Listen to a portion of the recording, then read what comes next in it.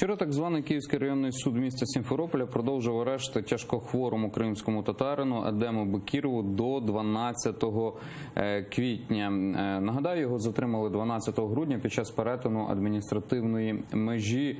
ФСБ Російської Федерації в окупованому Криму звинуватили його нібито в незаконному обігу зброї та незаконній передачі, збуті, зберіганні, перевезенні або носінні вибухових речовин. Я цитую, так, Кримінально-процесуальний кодекс Російської Федерації. Що буде, на вашу думку, з Едемом Бекіровим далі? Міра запобіжного заходу знову продовжена. Я могу сказать, что иначе как бесчеловечным обращением с уже не молодым человеком, к тому же инвалидом, который страдает действительно серьезным заболеванием, на мой взгляд, абсолютно препятствующим помещению его в следственный изолятор, вот эти действия российских властей назвать нельзя. Конечно же, это все укладывается в рамки той самой репрессивной политики, которую российские власти проводят в оккупированном Крыму, продолжение репрессий в отношении крымских татар.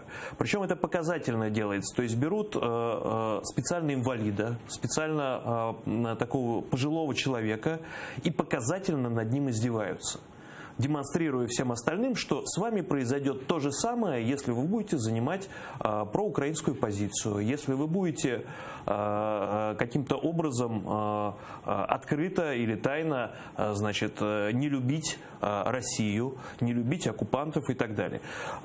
Что будет дальше, мне сложно сказать. У него недавно, буквально вот накануне, был день рождения, и, конечно же, я хотел бы пожелать и ему лично, и его близким выдержки, насколько это возможно в такой сложной ситуации.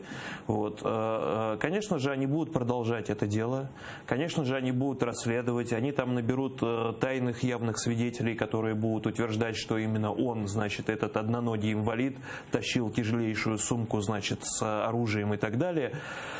Вот. К сожалению, Бекиров – это одна из политических жертв Кремля, одна из продолжающегося вот этого репрессивного катка, когда мы видим, что они не щадят никого, ни молодых, ни пожилых, ни мужчин, ни женщин.